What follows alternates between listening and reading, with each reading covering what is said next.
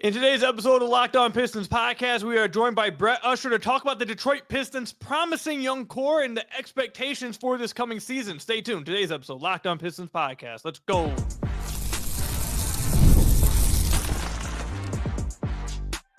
You are Locked On Pistons, your daily Detroit Pistons podcast, part of the Locked On Podcast Network, your team every day. What's the deal? Welcome back to another episode of the Locked On Pistons podcast. Per usual, I am your host, Ku Khahil. You can find me over on Twitter at Ku Khahil. I want to thank all of you guys for making Locked On Pistons your first listen of every single day. We are free to available on all your podcast platforms. I've been covering the Detroit Pistons for the Locked On Network over the last 4 years. Been a credential media member over the last 3 years. I appreciate all of your support, all the everydayers, the first listeners. I appreciate all of you guys. And today's episode is brought to you by Monarch Money. Take control of your finances with Monarch Money. Use code LOCKEDONNBA at monarchmoney.com for 50% off your first year. Today's episode is going to be a very fun one. We have a special guest, Brett Usher. You can find him over on Twitter at Usher NBA. If you are active at all within NBA Twitter, you will know that Brett is – I absolutely love following Brett because he is the most optimistic and keeps the point of the NBA and the point of basketball at the forefront, and that is to enjoy basketball. You're supposed to like watching basketball, and I very much love that. That's just the whole point of Brett's account. He puts out cool highlights of specific detail. I remember you put one out of just Cade Cunningham hook shots, and it was just like a 3-minute compilation of just Cade hook shots. So I appreciate you coming on the podcast, man. How you doing today? What up, though? It's good to be here, my man. Definitely been looking forward to this one. The Pistons are one of the teams I paid most attention to last season. They were just so fun to follow and see the growth and see the leap over the season before. So, yeah, man, I'm ready to talk about them for sure. All right, let's go ahead and get into it. So this past year obviously was a surprising season for everybody. They made one of the biggest jumps we've ever seen a team make in the NBA, especially from the bottom of the league all the way to, to playoff without having to go into the play-in. Just the 6th seed, I believe a 27 win improvement, crazy jump. And a large part of it was due to the improvement of the young guys. Cade got better. Ausar came in and got better. Jalen Duren got better. Ivy looked better when he was playing, then unfortunately went down with injury. Just the young core looks a lot more promising. I feel like a lot of people were high on them before this year, but then after that crazy of a season, it was a little bit of pessimism around it. It was like, okay, is this the young core? Maybe we were too high. And then they kind of proved everybody right a little bit this past year. I just want to talk about the young core to start off. Where are you at with the young core of the Pistons? I didn't even mention Ron Holland. Just where are you at with the young players that the Pistons are building around right now? I'm high on him, man. I'm real high on him. I mean, I think, the biggest jump we saw last year was from Cade. But they've got a couple guys, I'd say 3 guys that could have breakouts this coming season, I would say, in Duren, Ausar, and Ron Holland, maybe to a lesser extent, but a breakout, relative to kind of where he was last season. And I think, their success this season is largely going to hinge on how much those guys can improve. I think Duren, second half of the season, got a lot better. If I recall correctly, he even said something, kind of called himself out, essentially like he could be better. And then he was. The defensive effort went to another level. We saw some of his passing ability, especially in that first round series against New York, namely out of the short roll. That was exciting to see. I think that's an area that we could see further growth in next season. Ausar had no offseason. He missed, I think, the last 20 games of his rookie season, then had no offseason, missed, 20 or so to start this past season, and then took a little bit longer to kind of get integrated. So he's the one where we could see most improved conversations around him. I think he's got that type of leap in him when you kind of consider his circumstances and just all the potential that's largely untapped. So I'm particularly excited about Ausar. This past season, it was really the Cade leap. If we're talking about, in that context, what really propelled them to that, I think 32 win improvement, which is just absolutely insane. I mean, you mentioned the jump hooks, the video that I put together, and that was one thing with with his improvement that I really liked. Like he replaced a lot of those mid-range jumpers with those jump hooks in the post. And I think that was big. That's a high percentage shot for him. And, you can look at I think he tripled his volume in hook shots and reduced his mid-range volume pretty significantly as well, while also incorporating the pull-up three into his offensive repertoire, which was something that people had kind of been like, this is something we want to see him be able to do. And I think he shot like 35% on him. And that, I think that was another kind of game changer for him. So just kind of changing his shot diet, learning sort of how to optimize himself as a player. But yeah, man, he was, he's a superstar in my book after that season, legit, superstar, top, whatever you want to say player, but he's up there. Yeah, so let's stay on Cade a little bit, and I want to try to get through the rest of the guys you mentioned, but I want to stay on Cade and bring up some of the numbers you just mentioned. I talked with Cade a little bit during the season. He spoke about how he said, like, I know the analytics crew don't really like me taking a lot of mid-range. I like having it in my bag, but I definitely have tried to make it a focus to try to cut out the longer mid-ranges and try to turn those into more pull-up threes, and then try to turn those mid-rangers around like 16 feet into more, like you mentioned, hook shots, floaters from that area. And it 100% paid off for him. Last year, if cleaning the glass will, okay, there you go, load up for me. Last year, the year before this past one, he shot 18% of his shots on long mid-ranges. This year, only 10%. Cut it way down. On those short mid-ranges that you were talking about, the hook shots, the floaters, he was at 26% the previous year. He jumped all the way up to 35% of his shots were from that area. And the efficiency on these shots went through the roof. He was in the 85th percentile on those shots from 4 to 14 feet. He just dominated in that area. I had somebody, I was talking to a scout like a few weeks ago, and they were like, it reminds me of Kobe, that he loves operating in this little high post area, get to his pull up, get to a hook shot. Kobe didn't, at least I'm a little bit younger, so I don't remember Kobe taking a lot of hook shots, but Kobe loved to get to that short mid-range area and just pull up, use his size, his length to pull up right over you. Cade loves that. He loves getting to that short mid-range, whether it's a post hook, a floater, just elevate over a guy. He really was and has just great touch on those shots. So I wanted to back up your claims with the numbers right here because I had them in front of me.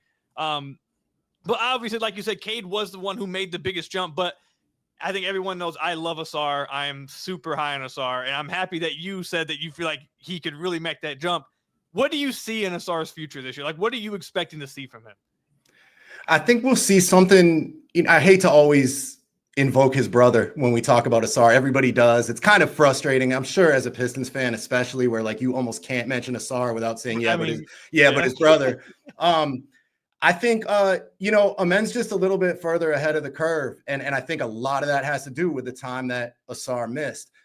If I had to point to one thing that really separates the two, I think it's the handle. I think Amen's got a significantly better handle than Ausar right now. I think if Ausar can get that down, we could see a lot of the excitement. They're different players, but I think we could see a lot of the excitement that we saw for Amen this past season. So like, yeah, I mean, if he can improve significantly as a ball handler, I mean, the sky's the limit. Like, we don't even need to talk about shooting quite yet, I don't think.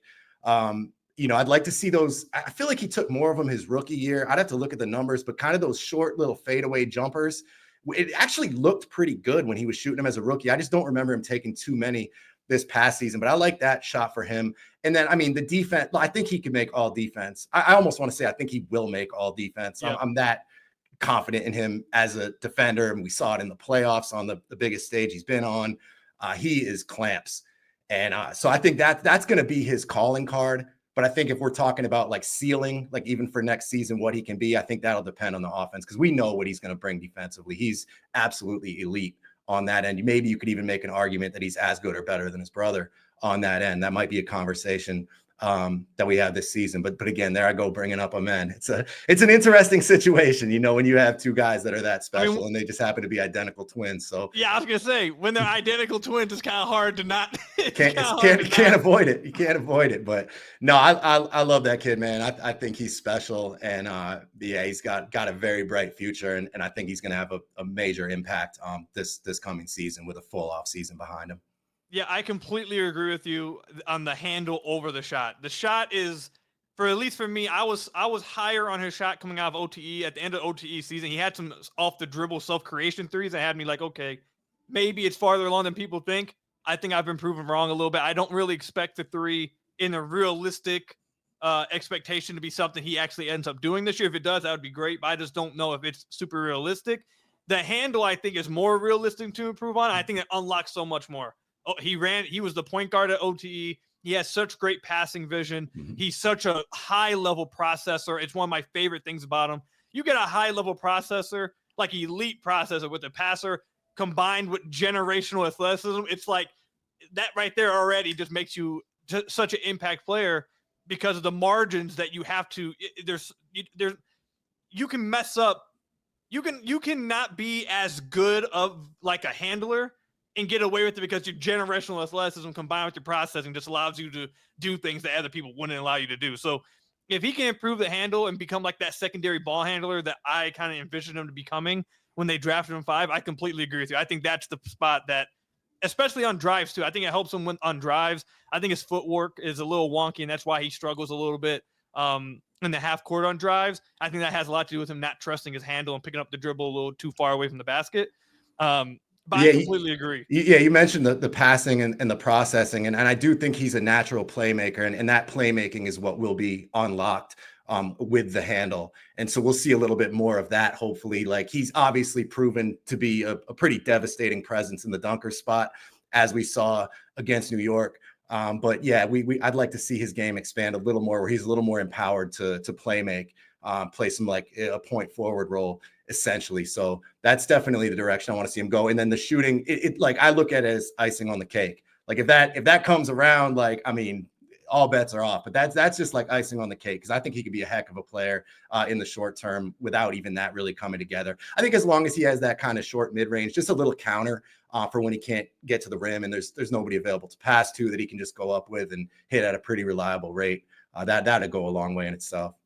Yeah, he has like this strange like left hand push shot that he does a lot. He feels really comfortable with like this left hand floater. I don't know if that's something he wants to make like a real part of his game, but I feel like he goes to that floater with his left hand more than he does with his right hand. It's just a weird thing I've noticed about him. But coming up, I want to get into your thoughts on Jalen Duren, a little bit about Jaden Ivey, and then also we'll talk about the expectations for this upcoming season. Stay tuned for that coming up, guys. Today's episode is brought to you guys by Monarch Money. Ever wish managing your money felt any easier? With Monarch Money, it can. Whether you're growing your savings or planning a big purchase, Monarch puts you in the driver's seat. It's like having your own personal CFO, giving you full visibility and control over your finances. Monarch Money is more than just a budgeting app. It's a complete financial command center. You can track all your accounts, investments, and spending in one place. So in addition to managing your money, you're also building wealth. Have you ever looked at your spending and been surprised by how fast it adds up? Trust me, I got Monarch Money, and it showed me just how much I was spending on DoorDash, on delivery food services. Look, I love DoorDash, sponsor of the pod. We love it, but I was doing a little too much delivery, and it helped me budget that and cut it down a little bit and take control of my finances with Monarch Money. You can use code LOCKEDONNBA at monarchmoney.com for 50% off your first year. That's monarchmoney.com, code LOCKEDONNBA for half off your first year with Monarch Money. So I want to thank you guys again for making Locked On Pistons your first listen of every single day. We're free and available on all your podcast platforms. If you haven't already, head to the YouTube channel at Locked On Pistons. Hit that subscribe button or leave us a 5-star review, whatever podcast platform you're listening to us on. That's another great way to support the podcast. Check out the description down below for the Substack, the playback, the Twitch, all that stuff. I've been streaming some college football lately. I've had a few of you guys join. If you guys want to pop in and hang out, I'll put the Twitch down there with the Substack and playback as well. But Brett, let's go ahead and get into the rest of the young core. We spoke a little bit about Ausar, a little bit about Cade.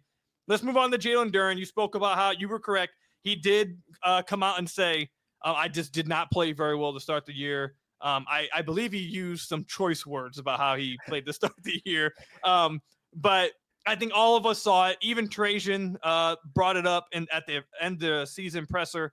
But after around January, which coordinated a little bit with when Ausar came back, I think Ausar defensively really helped him out a little bit. But just over on both ends of the floor, Duren really turned it on, started to play a lot bigger, stronger, started to showcase, like you mentioned, the short roll aspect of his game. Where are you at with Jalen Duren? I think the conversation around Jalen Duren is so interesting because his archetype, I feel like, is very clear. He's a rim running big, hard screener, great on the glass, short roll passing, and then you want him to be like a rim protector on the defensive end. I had someone earlier mention, like, can he get to as good as Ivica Zubac with this kind of thing? And that would be that would be a wild jump. And like, the reason why I bring up it's so interesting because there's so many guys that can fit into this like rim running, rim protector role. Where if the Pistons want to give Duren this extension and extend him this offseason, you'd like to see him become have something that can be a little bit more than that. And maybe the passing can be that. So where are you at with Duren and his future in the NBA, just where he can get to? I mean, I think he's got just a ton of upside still. I mean, it's easy to forget this guy doesn't turn 22 until like mid-November. Like he's so young. So I think that's just the first thing we got to keep in mind, even though he's been in the league for a few years now. He was, I think probably the youngest player in his draft class, or certainly one of them. I always thought of him as just like a blank slate, like when he came in, where like maybe there's a little jumper there, maybe there's a little handle there. I think there's definitely some passing there. Defense, we'll see, but like kind of like wasn't sure about what his role would look like. And certainly, like, I think he's got massive potential in the pick and roll between the vertical threat that he presents and also the passing ability, kicking out to shooters or, hitting a guy like Ausar in the dunker spot. So like, I love him as a pick and roll big. I still think there might be a little jumper there. Like, I don't know if you remember that summer league game where he hit like three pull-ups, and like, I mean, when you see him shoot, or like when you see clips from practice or something, like it doesn't look bad. Again, that's kind of like with Ausar, that would be icing on the cake. I'm not counting on that. But I think, the passing was probably the most exciting thing, just like really seeing that emerge. Cause I've always felt like he's had that in his game, where he's like, I'm pretty confident in saying that he'll be, an above average passing center going forward. The defense, I don't think he'll get to Zubac's level, but I could see him certainly becoming, if he's not already, like what we would call a solid defensive center, like a good, not great. Like that's probably where I'm at with that. I don't know if he'll ever be like an elite rim protector. Obviously, the physical tools are crazy. His athleticism, his size, his frame. So, I mean, I think, with the right, a lot of it's been effort. And again, he improved that a lot in the second half of last season. So I think if that same effort is there, gets a little smarter defensively, just NBA experience, just like any young player, I think he could be pretty darn good defensively, if not, maybe not great. But, you've got Isaiah Stewart, who I would say is a pretty great defensive big with him. So like, I'm not worried about that. But that's probably like the biggest area of like improvement that I'll be looking for. Cause he's an absolute monster on the boards. Awesome vertical threat, exciting passer. Like there's a lot to like already. And he's so young, and it's going to be interesting to see what they do in terms of an extension with him. That was something I was thinking about. Like, does that happen this offseason, or do they let it play out? So that's going to be an interesting thing to keep track of. But I'm inclined to believe they see him as their center of the future. And I wouldn't be surprised if they, locked him in accordingly. Yeah, I completely agree with everything you said about Duren. I think you're spot on. He has such, like, I've said for like the past year and a half, his talent is just tantalizing. Like you see a little bit of everything. You like you mentioned, you'll see the handle. At the end of the year, the Pistons were running inverted pick and rolls from him at the top of the key. Like they were running, they would have, I wish I knew what the exact action was called, but they would have Cade go set a pin down on THJ, who's at the block, and usually he would come wrap around the top of the key for a dribble handoff. But anytime they would top block, THJ would just come up, push his guy into Duren's guy, defender, and then he'd just come around the pick and roll and with the handle and just get all the way to the rim and finish. It's like, whoa, that's special stuff for a center. And then, like you mentioned, short roll passing.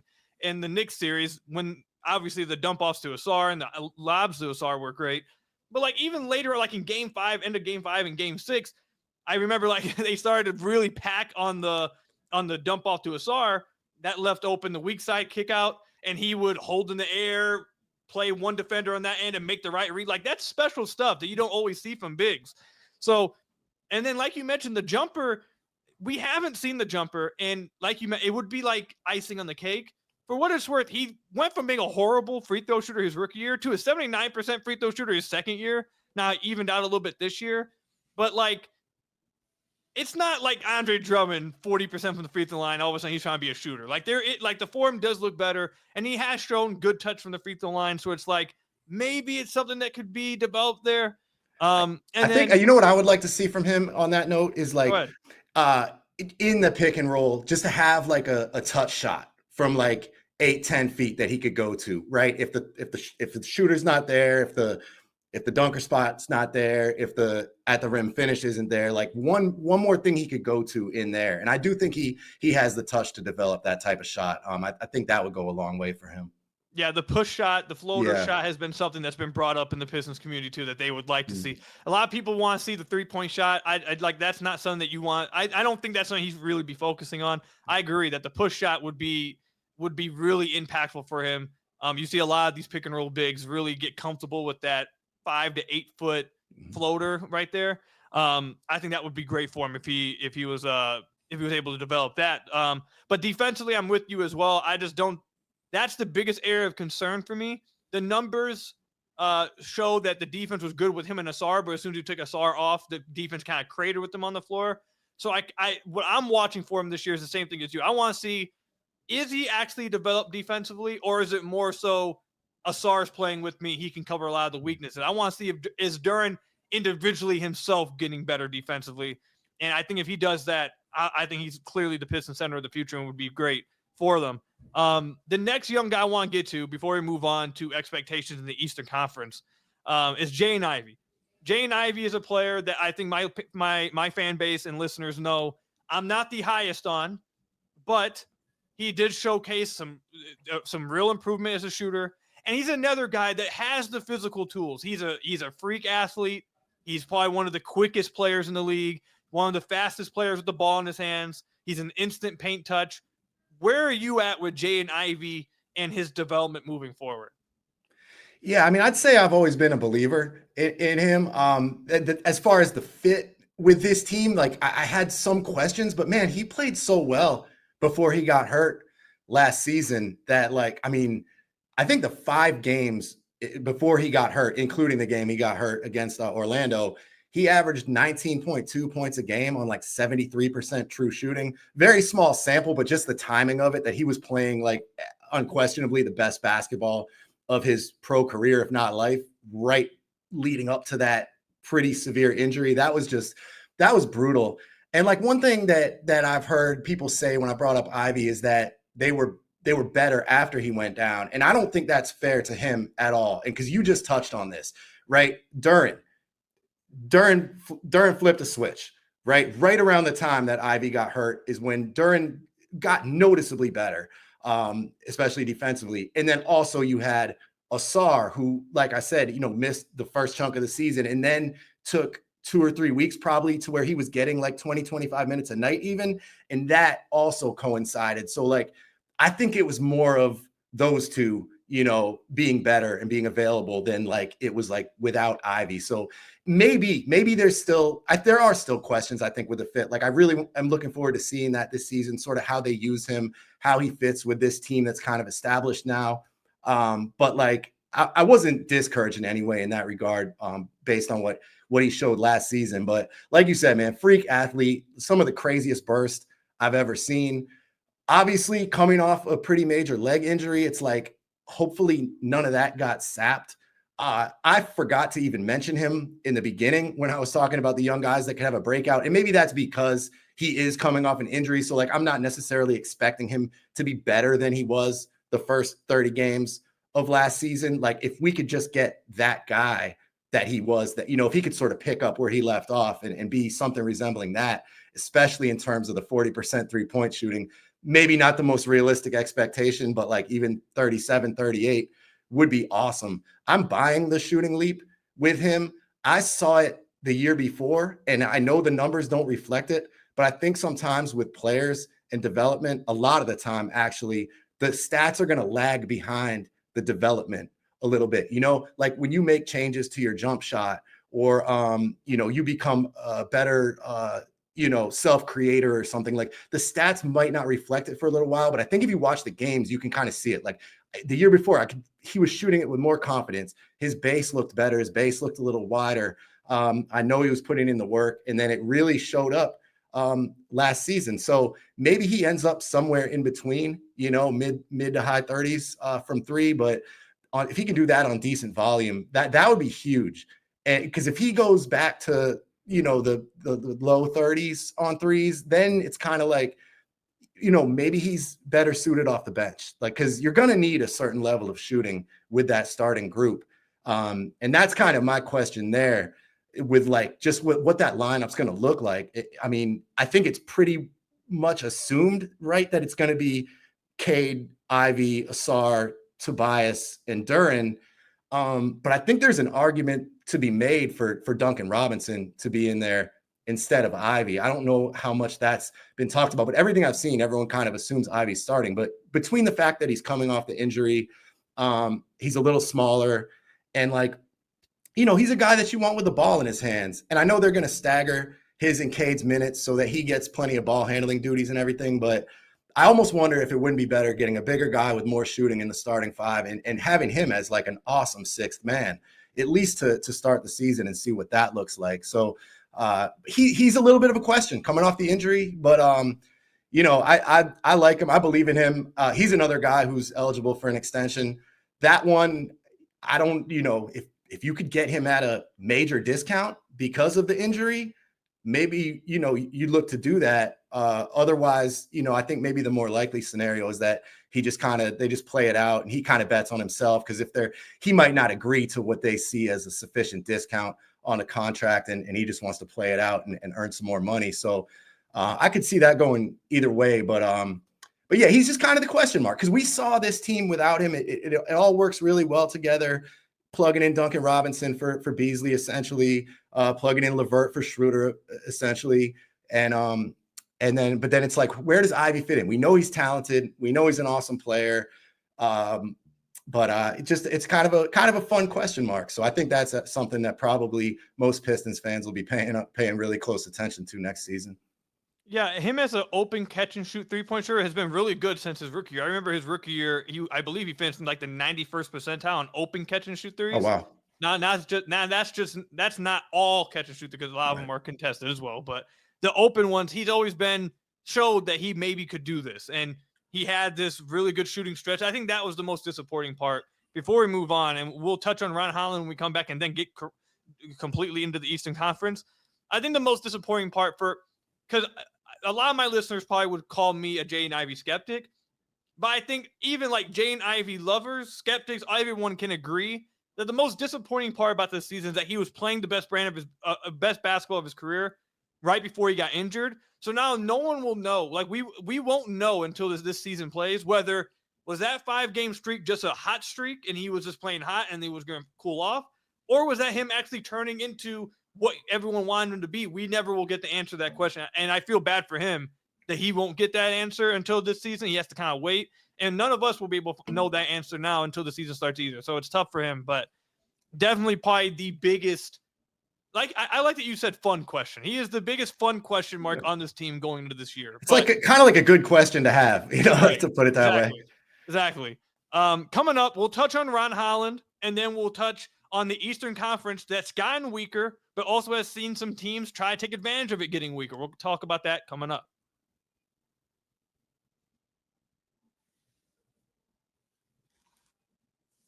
So I want to thank you guys again for making Locked On Pistons your first listen of every single day. Free and available on all your podcast platforms. If you haven't already, head to the YouTube channel at Locked On Pistons. Hit that subscribe button or leave us a 5-star review on whatever podcast platform you're listening to us on. That's another great way to support the podcast. So, Brett, I was planning on, like, the first segment was going to be just the young core, then the second segment, expectations. But we got I really wanted to hear your thoughts on all the young core that we've just turned. I think everyone will enjoy it, too, that we've just turned it basically into a talk of the young core. That's the most positive, happy part of the team too. So I think everyone will enjoy it. Let's touch on Ron Holland a little bit, and then we'll get into the Eastern Conference teams. Ron Holland, you mentioned earlier, you think is a candidate for a potential breakout in his own regard, maybe not superstar or stardom, whatever. But as a rookie who was viewed as like a raw project a little bit, I guess, a raw prospect at the very least, came out and contributed for a team that made the playoffs, was a part of the rotation all year. And now, after a strong summer league showing, seems like a lot of momentum is being built up in the Ron Holland's going to have a really good year camp. So where do you stand with Ron Holland moving forward into this year for the Pistons? I mean, I love the kid. I love his mentality. He's an absolute dog out there, just a total menace defensively. He plays with such an edge, doesn't back down. So like just that in itself is such a dope foundation for a player to have. And then when you factor in that he's, 6'7" or whatever, and super athletic, there's a lot to like. I mean, again, the defense is going to be his calling card for probably the next couple seasons, really. But I mean, the thing that really jumped out to me offensively, his rookie year was his downhill scoring ability. Like not only his aggressiveness and ability to get to the rim, but like the touch that he showed from quite a few different angles at the rim, where like it didn't always look pretty, but like there's a good finisher there. I think his finishing numbers were pretty respectable too for a rookie, but that impressed me a lot. Just the total downhill package, whether it's in transition or in the half court, that's something that he can do right now at a pretty high level in the NBA. Shooting, big question with him, obviously. But I mean, if Summer League is any indication, I mean, he showed us everything we could want to see from him in Summer League. Obviously, context at Summer League, he's a second-year guy. I get it. He was expected to do well, but like, I think he shot, 47% from three on pretty high volume. I was looking at the Summer League stats a couple days ago, and I think among players with 5 or more three-point attempts per game, he's like top 3 in percentage shooting at Summer League. So what more could you really want to see from him? We'll see how much of that translates, but he's another guy where you could see the improvement in his shot over the course of the season, even if it wasn't being reflected in the box scores quite yet. But I think that's coming, where he's going to be a respectable shooter, whether it's this year or the next year, it's coming. And Fred Vinson is a big reason for my belief in that. And with all these guys too, where I feel maybe that's why with all these guys, I'm like, maybe Duren can, maybe there's a shooter in there with Ausar, like maybe that jumper will come along, Ivy, I'm buying the leap. Like the presence of Fred Vinson goes a long way. He's had a couple of major success stories as a shooting coach. He's widely regarded as one of the, I guess, 2 best in the league. And so that's great. Like, that's just a great fit. And like you said, man, the fact that Ron, like, exceeded all expectations in the sense that he got pretty consistent rotation minutes on a 46-win team. Like, I don't think anybody would have expected that. Maybe people would have said, oh, he'll get minutes as a rookie. But if you were like, the Pistons are going to be a 46-win team and he's going to get, pretty solid minutes, like, I don't know. I think that would have been a little bit surprising. So, but just in terms of his development, to have that kind of experience right off the bat on a good team, and have that great shooting coach there. And I know he's a worker and he's working his butt off on that jump shot. He could be a pretty awesome wing. And man, just the duo of him and Ausar are going to terrorize people out there. Like, maybe there'll be some questions on the offensive end when they're together out there, but defensively, man, you could look at any of these great, almost like a Amen and Tari with the Rockets, like the Terror Twins. Like, they could be their own version of that, to bring up Amen yet again. But that's gonna be really exciting to see, man. Those guys are gonna be tough to deal with, and Ron he fits the mentality, the ethos of the Pistons so perfectly. Like, so for all the reasons I kind of said, like, I don't think he could have landed in a better spot, and so with that, I think it was a great pick, and yeah, we'll see what he can bring this year. But even if he's just like your 7th, 8th man, like, I think that could be a heck of a 7th, 8th man to have. So yeah, very, very high on Ron, especially coming off his Summer League. I think he was easily a top 5 player at Summer League, probably top 3. I'd have to look at it, but he impressed the heck out of me. No, yeah, Ron, his touch around the rim, like you mentioned, was fantastic with both hands too, on tough finishes, tough angles. I remember that Pelicans game, he went crazy, and he was making like crazy off the backboard shots from like 8 feet out.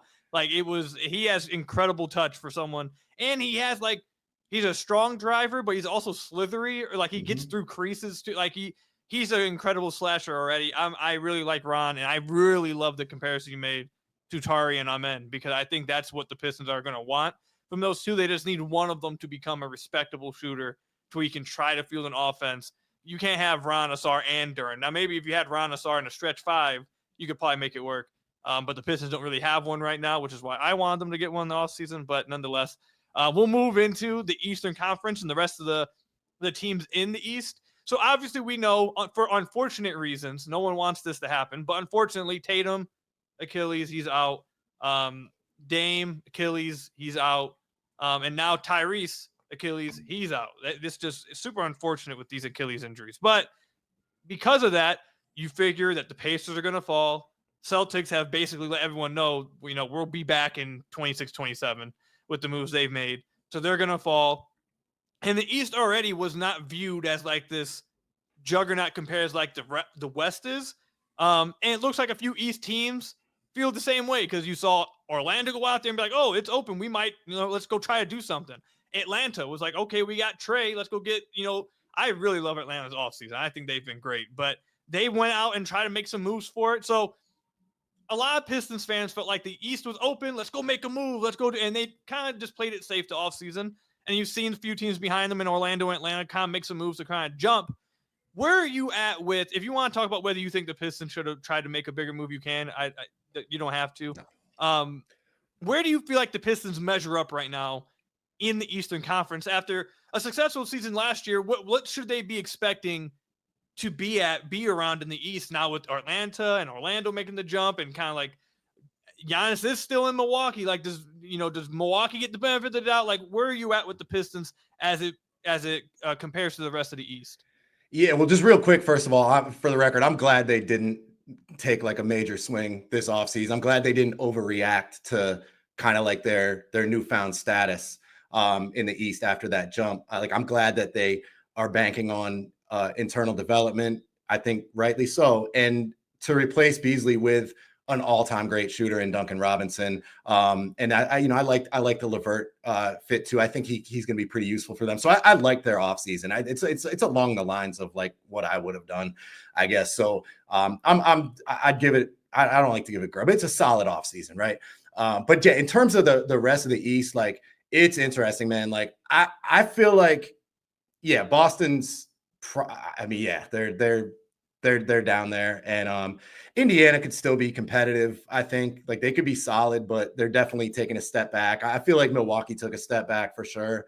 Although again, they could still be competitive. So like I kind of see it as Cleveland is probably the team to beat in the East in my eyes, and then New York. Like those two are kind of at the top of the East for me. And then you get into this tier of teams, and I think the Pistons are in that tier with some of the teams you mentioned. Atlanta, very exciting offseason. I mean, I wouldn't be shocked if they could make the East Finals for sure. Orlando, I like what they did, bringing in Desmond Bane and Tyus Jones too. That filled a lot of needs for them. They're going to be tough. Milwaukee's still probably in there. Philly is in there, depending on health. But I think they're kind of in that tier as well. Maybe Indiana could sneak in, depending, but I'm not quite sure. But I would kind of have the Pistons in that next group where it's like, I wouldn't be surprised if they made the conference finals. And so, yeah, they're in there with Orlando, Atlanta, probably Milwaukee, maybe Philly. Like I might be forgetting somebody, but like in that group there. So that the order of that could be anything, but I think they're like a tier 2 team in the East when tier 1's only 2 teams in my mind. Yeah, I think I would agree with that as well. As of right now, I said this earlier on Twitter, to play it safe, I would say probably around 5th or 6th seed is what I'm expecting right now. I'm not going to print that because I have a lot of time to change my mind. So I'm not, don't hold me to that, everybody. But that's just like, where I'm hovering around right now. But I agree that it's Cleveland, New York. I'm really high on what Orlando did. I'm really considering putting Orlando kind of with New York. I kind of feel like Cleveland should be above New York. Yeah. I agree with you. You're splitting hairs at this point around those teams. But yeah, I do think the Pistons should be considered a tier 2 team. A lot of it will come down, obviously, to whether these guys improve, the young guys improve and take that next step forward. But we'll see what happens. I think a lot of Pistons fans, from what I've seen, because of making the first round, winning 2 games, the expectation for a lot of them is, okay, we want a playoff series win. Let's get to the second round. And it's going to require quite a few improvements, I think, from the young guys to do that, especially with some of the East teams that have tried to jump. But it's certainly within the realm of possibility. They definitely can do it. They just need improvement from their young guys. To wrap up the podcast, I do want to ask you just real quickly on this. We did touch on Cade earlier, but we have to wrap up with Cade.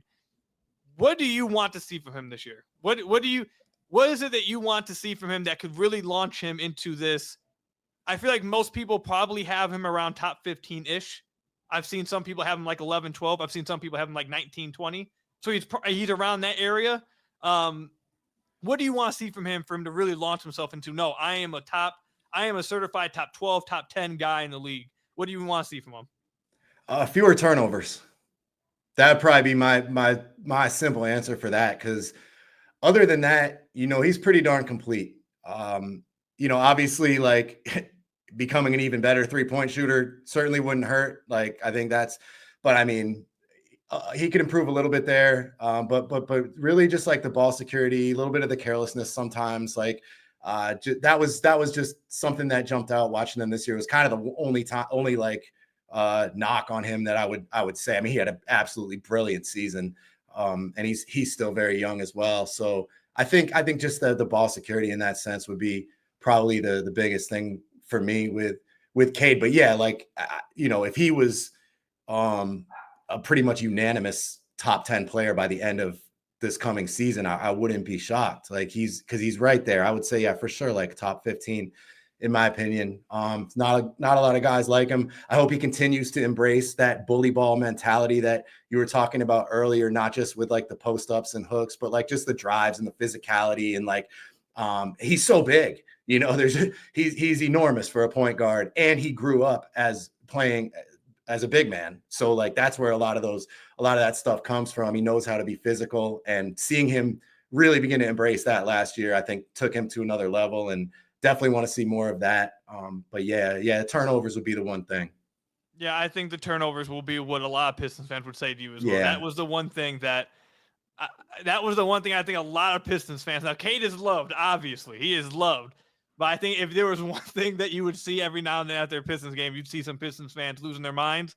It was some of Cade's high turnover games. And turnovers come with high usage guys, but there's definitely a line that you have to like not cross. And Cade himself has admitted he struggled with that so far. Especially the New York series was really tough as well with the turnovers. So he cut those ones down. I think that would be really great for him. I also would like to see him improve as a finisher at the rim. I think that would really help him a lot. Draw some more free throws. He was drawing more free throws at the end of the year, but I think all of that, and he can become a top 10 guy. But we'll wrap it up there. Brett, thank you so much for coming on the podcast, man. You guys can find him over on Twitter at Usher NBA. Again, you guys can find all kinds of fun highlights from his page. I'm looking at his page right now. You got Zach LaVine, Pinoy step. You got the LaMelo ball back behind the back snatchbacks. You got all kinds of just positive, good basketball content coming from Brett over there. I appreciate you, Brett, for coming on. I appreciate all of you guys for making Locked On Pistons your first listen of every single day. Free and available on all your podcast platforms. And until next time, I'll see you guys later. Stay safe out there. And until next time, peace out, everybody.